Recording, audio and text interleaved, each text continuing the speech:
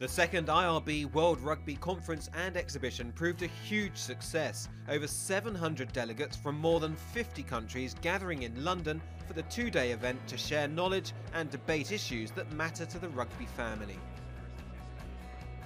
The opening day featured sessions ranging from Olympic Rugby Sevens to concussion, sponsorship and broadcasting rights, and ended with 15 legends of the game being inducted into their IRB Hall of Fame. When you start out playing rugby, I guess you just enjoy it, playing with your mates, all that sort of thing, and you're privileged to play the game.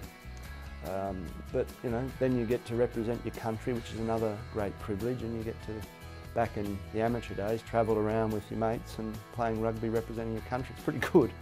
And then something like this comes along long after you've retired, and everybody sort of remembers, a career and the success you had with the team, etc. So it's quite nice to be reminded of it and to be recognised for it.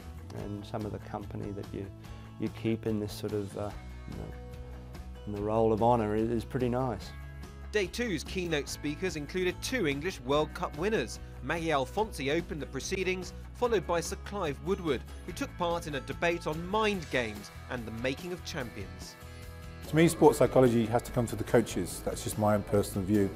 I actually like getting new ideas, new thoughts coming in, but I like to put it into my language, kind of rugby language, and then I think myself and my fellow coaches can deliver it how we see fit to the actual coaches. So never actually bought, I think there's no England rugby player would stand up and say, could name a sports psychologist. We didn't use them with the players, but we certainly used them with myself and the coaching team. The conference concluded with the official rebranding of the IRB to World Rugby.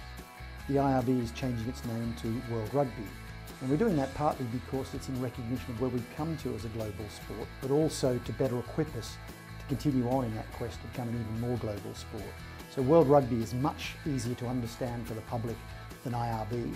It kind of says what it does on the tin. It's our mission statement, and we believe it'll help us to organise all of our different properties and tournaments in a way that'll be very coherent and more impactful and more efficient for us. So it's a very exciting move indeed.